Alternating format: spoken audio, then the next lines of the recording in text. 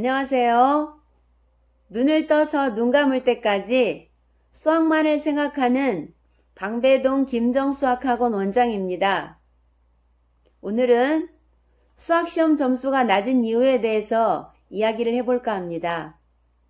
10대의 생활 속에 인생의 첫 시련을 맞이합니다. 물론 몇몇은 아니지만 70%에서 80%에 이르는 학생은 특히 고등학교를 진학하면서 수학이라는 거대한 벽을 만나게 됩니다. 어떤 과목보다 좀 어려운 과목이라서 그렇습니다. 중고등학교 시험 점수가 낮은 것에 대한 이야기를 5가지 분야에 대해서 이야기를 해볼까 합니다. 첫 번째, 수체계에 대한 이해도입니다. 확실하게 자연수나 정수와 같은 이산적 체계의 수나 형태들을 직관적으로 이해하기란 그다지 어렵지 않습니다. 그런데 이 체계가 연속성의 세계로 진입하게 되면 추상적인 개념들로서 생각을 해야 되는데 이 벽을 넘지 못하는 학생들이 많습니다. 특히 고2로 올라가서 함수의 극한과 미적분에서 어려워하는 이유가 바로 이 경우입니다. 두 번째, 문자와 수식에 대한 이질감입니다.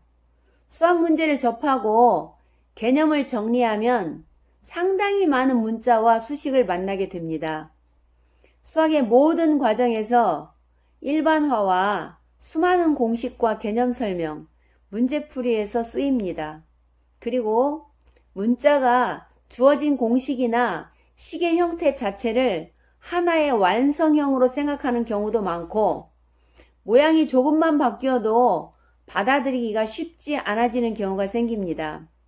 문제 속에서 나오는 특정 문자가 변수인지 미지수인지 차이를 인지하지 못하는 경우도 있습니다.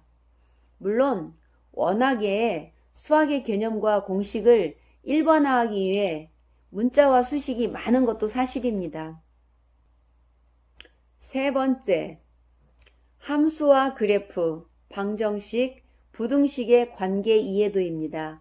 대부분의 수학을 가르치는 사람들은 이 부분에서 특히 많은 공감을 하실 거라 봅니다. 그래프를 그리는 것과 그 그래프를 이용해서 방정식이나 부등식의 관계를 이해하는 부분을 가장 많이 어려워합니다.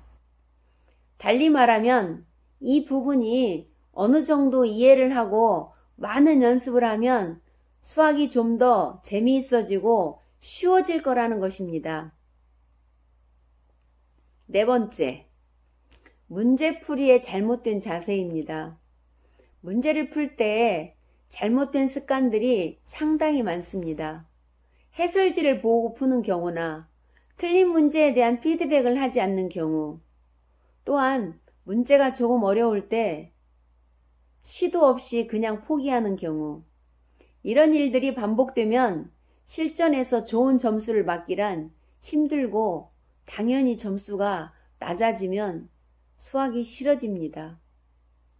5번째, 자기 합리화입니다. 이것은 수학적 능력뿐만이 아니라 10대의 생활의 전반적 부분에 속합니다. 수학의 개념이나 문제를 정확히 이해 못했을 때 메타인지가 부족한 학생들은 각자의 방식대로 자기 방어를 하게 됩니다. 명확하게 본인의 문제점과 이 문제를 해결하기 위한 올바른 계획을 세우지 못하고 그냥 넘어가 버리게 되면 수학이라는 학문의 특성상 앞부분이 제대로 이해되지 않는다면 다음 단계를 나가는 것은 거의 불가능합니다. 이런 일이 반복되면 흥미가 떨어지는 것은 너무나 당연한 일입니다. 그렇다면 학생들이 수학을 좀 더 즐겁게 하고 수학 점수를 높이는 방법은 무엇일까요?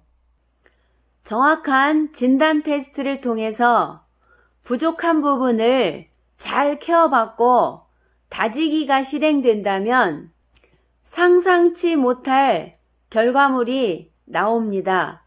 입시에서 가장 많은 영향을 미치는 것이 수학입니다. 학생들이 행복한 학창 시절을 수학과 함께 보냈으면 좋겠습니다. 감사합니다.